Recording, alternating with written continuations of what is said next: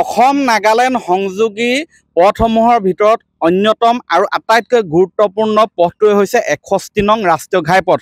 কিন্তু এই 61 নং ৰাষ্ট্ৰীয় ঘাইপথ বৰ্তমান বিধ্বস্ত হৈ পৰিছে।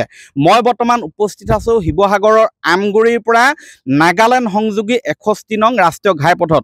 এই ৰাষ্ট্ৰীয় ঘাইপথটো বৰ্তমান ৰাষ্ট্ৰীয় ঘাইপথ হৈ থকা নাই, বৰ্তমান মৰণ ফান্দলৈ পৰিণত হৈছে। মই দেখুৱাইছোঁ এই 61 নং ৰাষ্ট্ৰীয় ঘাইপথ বৰ্তমান বিধ্বস্ত হৈ পৰিছে। ঠায়ে ঠায়ে দ পুখুৰী সদৃশ গাঁতৰ সৃষ্টি হৈছে। ৰাষ্ট্ৰীয় ঘাইপথ আন্তঃগাঁথনি উন্নয়ন প্ৰাধিকৰণে এই পথটো যথাসময়ত পুনৰ নিৰ্মাণ তথা মেৰামতি নকৰাৰ বাবে বৰ্তমান মৰণ ফান্দলৈ পৰিণত হৈছে। এইখন মই দেখুৱাইছোঁ এখন গাড়ী AS04 BC 9125। এই বাহনখনে বৰ্তমান ইয়াৰ পৰা কিছু খাদ্য সামগ্ৰী নি থকা হৈছিলে আমগুৰি চহৰৰ পৰা নাগালেণ্ড অভিমুখে, কিন্তু আধা বাটত এনেধৰণে গাড়ীখন বৰ্তমান ইয়াত ফচি গ'ল। কাৰণ ইয়াত দ গাঁত আৰু দ গাঁতত এনেধৰণে সোমাই বৰ্তমান এই অৱস্থা এই গাড়ীখনৰ। মই ইয়াত স্থানীয় লোক আছে, এয়া মাত্ৰ এটা উদাহৰণ। ইয়াত সঘনাই দুৰ্ঘটনা সংঘটিত হৈছে, কিন্তু তাৰ পিছতো গা লৰা নাই ৰাষ্ট্ৰীয় ঘাইপথ আন্তঃগাঁথনি উন্নয়ন প্ৰাধিকৰণৰ। মই ইয়াত স্থানীয় ব্যক্তি আছে, দাদা কি ক'ব? আচলতে আমাৰ আমগুৰি আৰু হালুৱাটিংবাসীৰ কাৰণে অতিকৈ পৰিতাপৰ বিষয় যে অসম নাগালেণ্ড সংযোগী এখন মূল পথ, এই পথছোৱা যে এই দুৰৱস্থা হৈ আছে আৰু এই পথেৰে সদায় মানে নিত শ মানে যান বাহন পাৰ হৈ গৈ থাকে। আৰু এই পথছোৱা চবেই জানে বৰবাম টাৰ্ণিংটো বহুত বিপদজনক পথ, আৰু এই পথছোৱাত এই মূল পথটোতে এই মাজমজিয়াত এই অৱস্থা।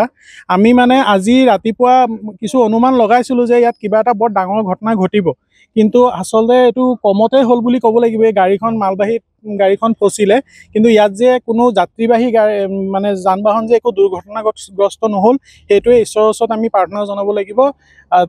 আৰু মই চৰকাৰক ইমান বিয়াগুম বিভাগকেইটাত থকা স্বত্তেও চৰকাৰৰ ইমান এক্টিভনেছ, আৰু আমাৰ ইয়াৰ বিধায়ক হওক আৰু আমাৰ সমষ্টিৰ যিজন দেৱব্ৰত শইকীয়া ডাঙৰীয়াক, তেওঁকো মই অতি শীঘ্ৰে এই পথছোৱাৰ ওপৰত এখন বিহিত ব্যৱস্থা কৰি এই পথছোৱা আগৰ দৰে আগত চৰকাৰ সুচল কৰিব লাগে তাৰে দাবী জনাইছোঁ। ধন্যবাদ। গতিকে এই ৰাস্তাখন অতি সোনকালে ভাল হ'ব লাগে, যিহেতু এইটো আৰু গাঁত হতে ৰাতি হ'লে বেছি ভয় আছে। ইয়াত ৰাতি ভয় হ'লে এক্সিডেণ্ট হ'বলৈ চান্স আছে। গতিকে আমাৰ বিধায়ক যদি নাজিৰা সমষ্টিৰ বিধায়ক যদি মাহীমাকৰ চকুৰ দৰে চাই থাকে, ৰাস্তা ঘাট পদূলি চাব লাগে। ইলেকশ্যনৰ সময়ত চাৰ্ভিচত বনাই লাভ নাই, বৰ্তমান এতিয়াই বনাব লাগে যাতে জনসাধাৰণে শাস্তি পাব নালাগে। হয়, জনসাধাৰণে শাস্তি পাব লাগে। এই মই জনাব বিচাৰিছোঁ যে এইটো পূৰ্বতে আমগুৰি সমষ্টিৰ অন্তৰ্গত আছিলে। আমগুৰি সমষ্টিৰ মাজেৰে এই ৰাষ্ট্ৰীয় ঘাইপথটো গৈছে, কিন্তু আমগুৰি সমষ্টি বিলুপ্তি হোৱাৰ পিছত এই অংশটো বৰ্তমান নাজিৰা সমষ্টিৰ অন্তৰ্ভুক্ত হৈছে। কিন্তু স্থানীয় যিগৰাকী বিধায়ক সেইগৰাকীও আচলতে নীৰৱ দৰ্শক হৈ আছে। দাদা, মই আপোনাৰ ওচৰলৈ আহিছোঁ। এই যিখন গাড়ী ফচি আছে এখন আপোনাৰ নেকি? মোৰ গাড়ী আছে, মোৰ গাড়ী আছে। এতিয়া আহিছিলোঁ, গাড়ী সেইফালে লাগিছিলে, আমি পাৰ কৰিবলৈ ভাবিলোঁ, তেতিয়ালৈ গাড়ী ফচি গ'ল। কিমান দ? বহুত দ আছে, নোলায় গাড়ী এতিয়া টানিবলৈ মানে কোনো হেৰি নাই, সুবিধা নাই। সুবিধা নাই। এনেধৰণে আৰুতো যান বাহন এনেধৰণৰ অৱস্থা হৈছে। কি কৰিব এতিয়া, ফচি গ'লে কোনো চান্সে নাই ওলাবলৈ। এতিয়া ইমান ৰাস্তা বেয়া হৈ গৈছে। কি আহ্বান জনাব? ৰাস্তাটো ভাল হ'ব লাগে, জল্দি ৰাস্তা বনাব লাগে। হয়, খৰতকীয়াকৈ যাতে এই যি বিধ্বস্ত হৈ আছে পথটো যাতে পুনৰ নিৰ্মাণ হয়, তাৰ বাবে ইয়াৰ স্থানীয় ৰাইজে যাত্ৰীয়ে আহ্বান জনাইছে।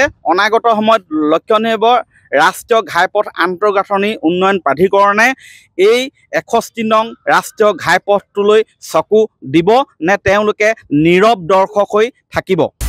আপুনি বিচৰা বাতৰি পাব কেৱল নিউজ 18 এপত। নিউজ 18 এপ ডাউনলোড কৰিবলৈ স্কেন কৰক এই QR কোড। গুগল প্লে ষ্টৰতো পাব এই নিউজ 18 এপ।